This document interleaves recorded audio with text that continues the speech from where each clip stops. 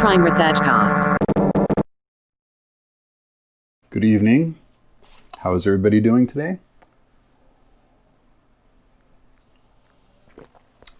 So this is a STEMPrime supplemental tonight, and I'm going to be touching on a Joe Rogan episode.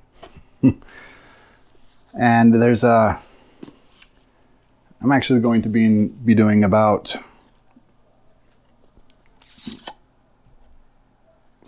6 videos tonight. They're all going to be short, not all supplementals. I've got a couple of, nope, they're all supplementals, but I'll be releasing them bit by bit, not all at once. I might not even do them all tonight. I don't know. We'll see. But yeah, so we just got back from Idaho the other night. And by the time we got back, it was pretty close to, I don't know, 1 in the morning. Daughter was completely out. So got her, carried in from the car, put her to bed. And I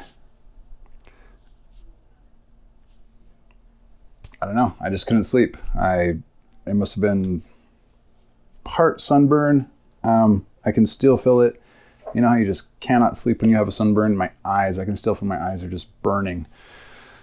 At any rate, this is what happened. On our drive home, I was listening to, Idaho from Pocatello to Salt Lake City. It's a good 4 or 5 hour drive, right? So I had got a lot of podcast listening time in, and it was just, I don't know. When you are so involved in a project, right? You have this tendency to see everything through that particular, pair of glasses. And I was looking, what's the other word? I wanted to sound fancy and use testicles. Oh my gosh, what is that freaking word? Opticals. Click to opticals. Oh. Wow. Benjamin Franklin's spectacles. Now it doesn't even sound right. God. Okay. What was I talking about now? Good hell.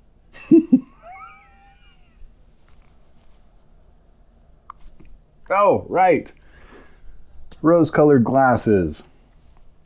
Or whatever colored glasses.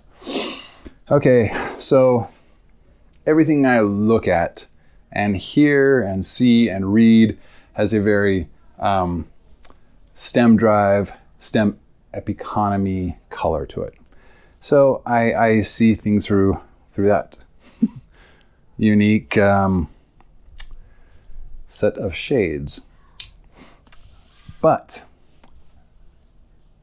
that aside, I still felt like there was just a couple of really solid, hard-hitting episodes where the topic just felt like it just lined up, just totally lined up with the entire STEM theory project. Okay, so I'm going to be going over Joe Rogan's interview with Jon Stewart. God, one of my favorite comedians ever. Not just comedians, but, and he probably wouldn't call himself this, but he's a philosopher. I mean, he really is. He's a philosopher. A funny philosopher. He's comedic, and he's sharp, but he draws conclusions and makes analyses and compares situations and people and things in such a profoundly beautiful and just intelligent way. Jon Stewart has got to be one of my top 5. He's got to be my favorite. He's got to be my top favorite person in that unique corner. You know, he's up there with oh dear God, Bill Hicks. So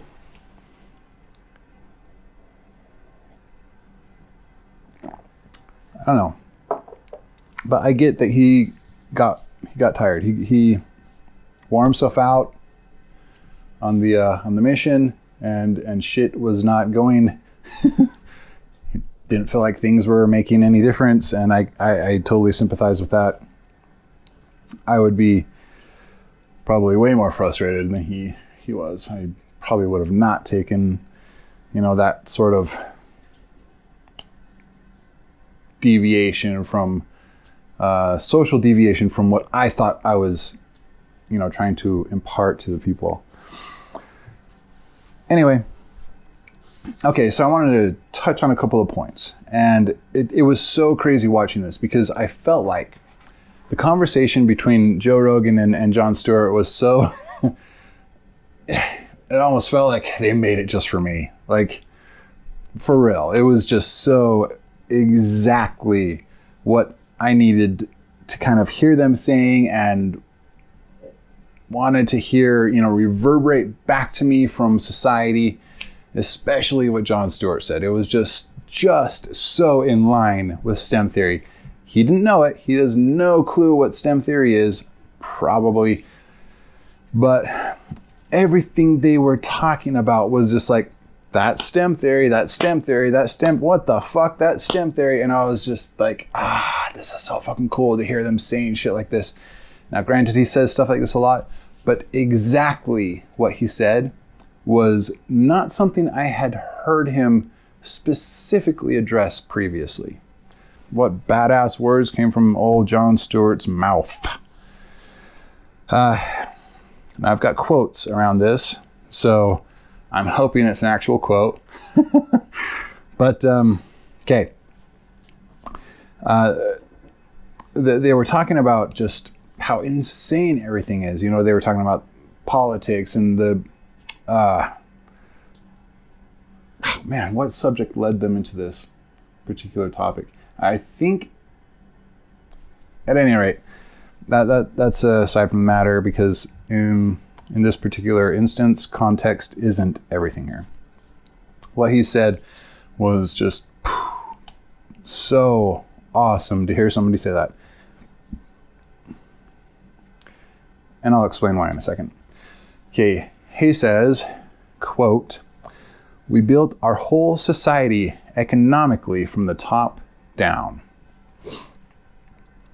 And that is so true. But let's break it down.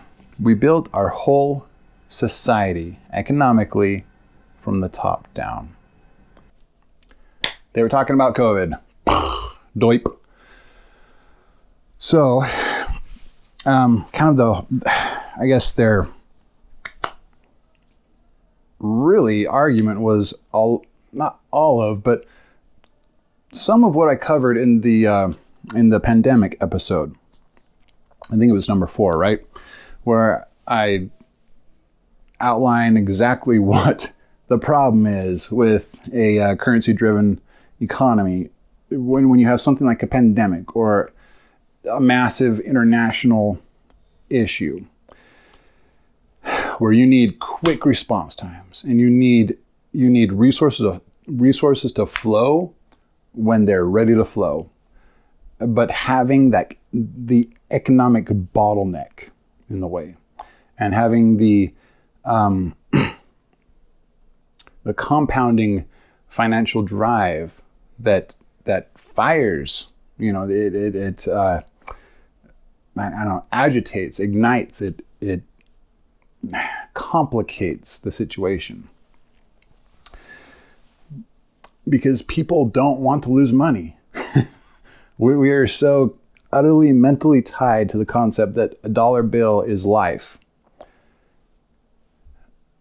that to even think, it would be, not to even think, it would just be utterly unthinkable to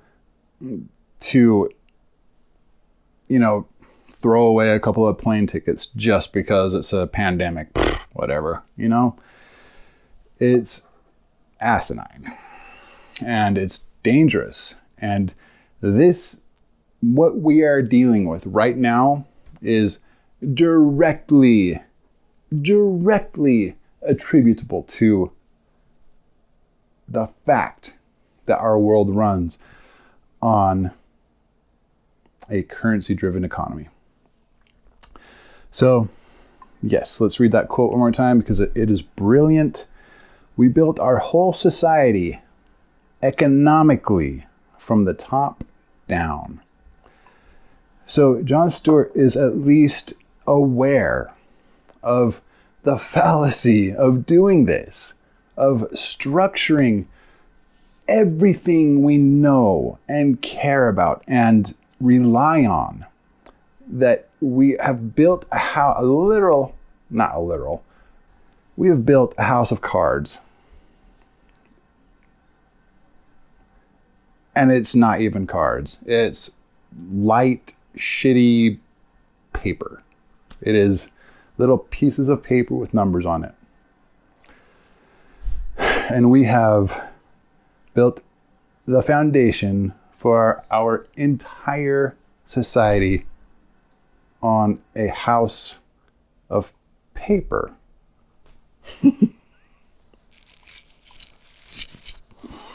There's nobody else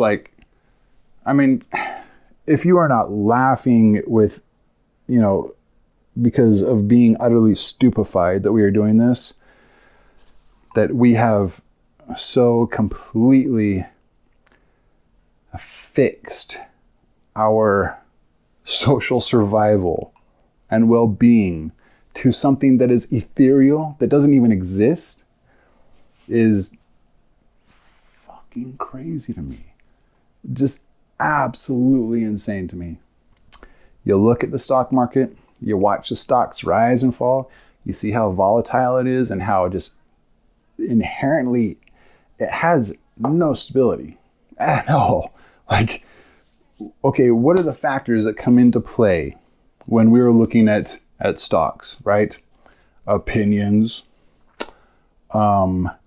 accidents, natural disasters, pandemics, okay? Why would you ever build the essence of what gives life on top of something so fragile and frail and ew? Why are we doing this? Why in all fuck have we decided to do this? Anyway, moving on before I get too worked up. Let's see. The problem of who are the essential workers, right? They go over this. And Jon Stewart makes a point that generally, especially in this situation with the pandemic, we have undervalued the workers and overvalued the investors and investment. Meaning to say, we generally, okay, as a society, we place a higher price, I guess, on the idea of investing, on the idea of making money off of nothing, on the idea of, putting something in the bank and letting it grow, kind of a thing. When in actuality,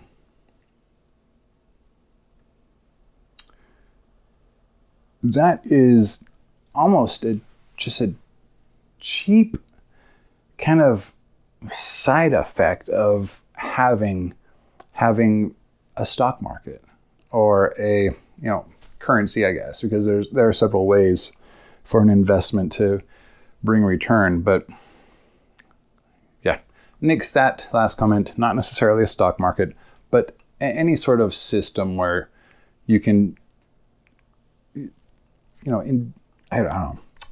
inject a certain amount of value and expect with fairly positive certainty, with, I guess, a fair amount of certainty that you will get a certain percentage back just by letting it sit in an account, or by letting somebody borrow it, or by letting, some portfolio master taking some portion of it and doing his market magic with it. I mean, what system in nature even comes close to something like that? Can you even think of something that does anything like that? Like, maybe the ants that milk aphids? Like, maybe that's like kind of... No, not really, but we have built a completely unnatural system that just does not jive at all with our psychology, our sociology, our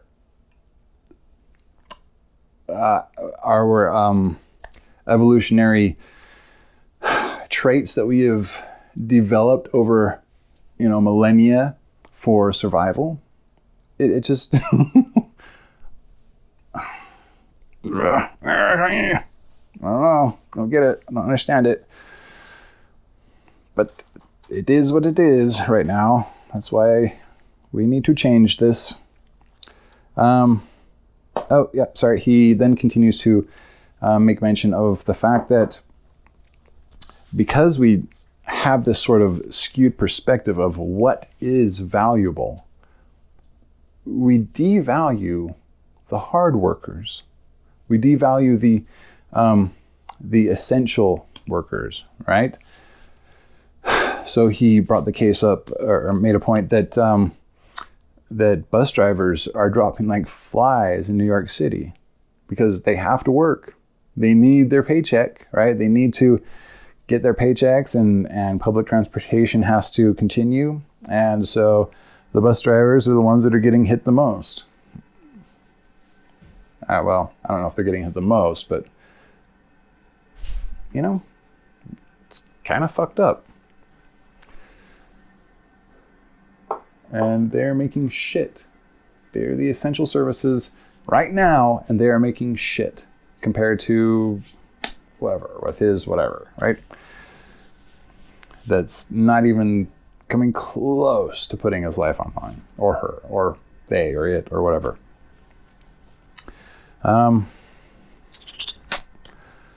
So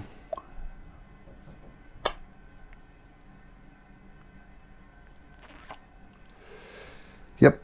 So I just, the entire episode is brilliant. It's the Joe Rogan Experience, episode 1498, his interview with Jon Stewart. And, I just kind of touched some of the points that I guess resonated with me the most. But that being said, the entire interview is just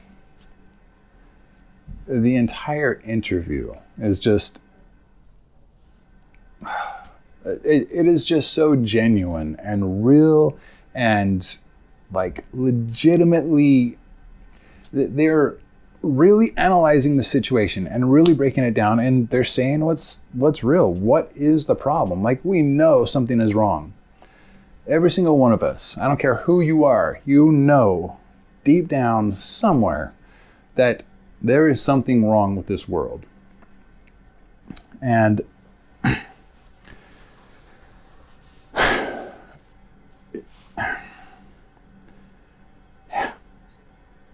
but Jon Stewart is getting close. He's getting so close. He is like, dude, he is like hundredths of a millimeter off the mark. He is so fucking close to what the actual problem is. Okay, well, that wraps it up. That is the supplemental for the Joe Rogan Experience interview with Jon Stewart, episode number 1498. Take care. Everybody be safe out there. It is so crazy. Just be so safe. It is not worth. It's not worth it doing, thinking you can get away with running to the store without a mask for a second, or whatever you're doing. If you are halfway to the store and you realize you forgot your math, and you realize you forgot your, oh my gosh, mask,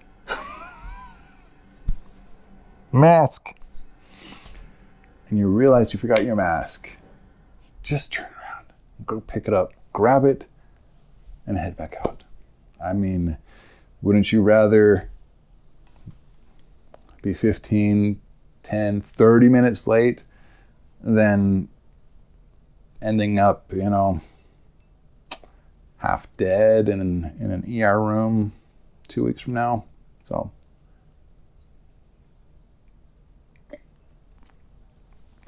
I think it would. All right, guys, we will see you in the next one I'm going to make right now. Bye.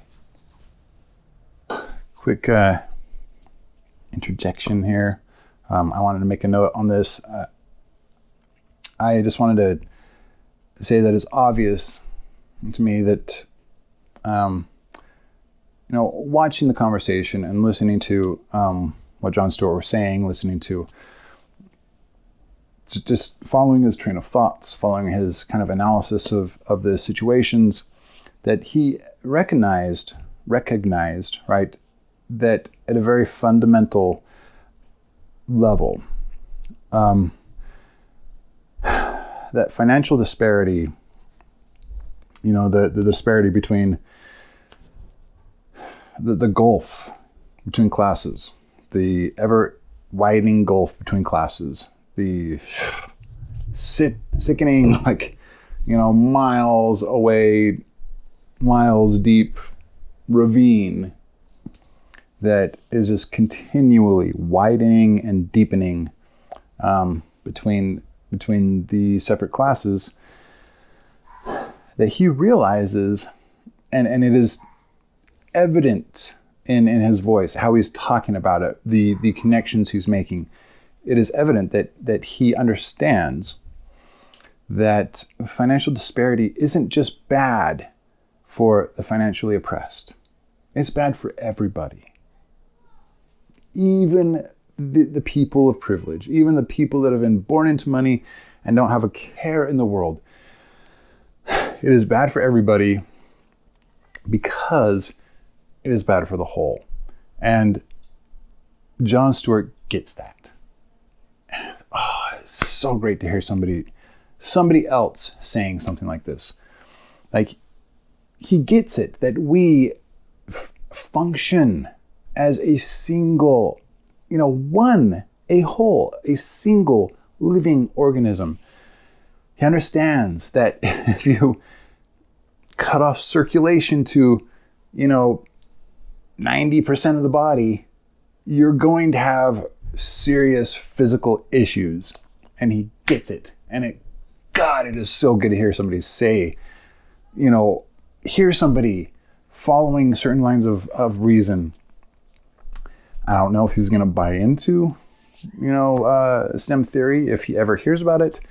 Hopefully he will. Hopefully this picks up and things start moving along at a faster pace, but you never know.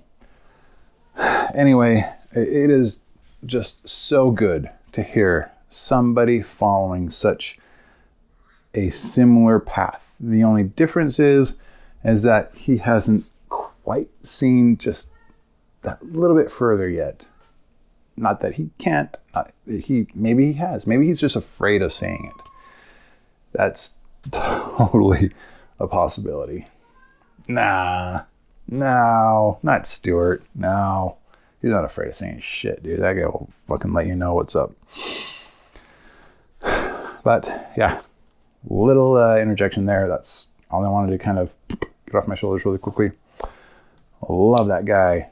Freaking love that guy. I remember when the first time I had ever heard of Jon Stewart, I must have been coming home, or I don't know, maybe I was coming upstairs from the downstairs in my family's old home, and my little brother was watching him, and I said, "Who's that?" And I was in college at the time, and he goes, "Jon Stewart," and I was actually studying Jon Stewart Mill. So I immediately, because I have always had an affinity for Jon Stewart Mill. The second I learned about that man and started studying his philosophies, I was like, that guy is fucking awesome. Don't agree with everything, but I like the way his CPU processors. But yeah, so having that name tied to a good-looking, funny guy that's on TV, it's, I just liked him right off the bat. So anyway, all right, bye.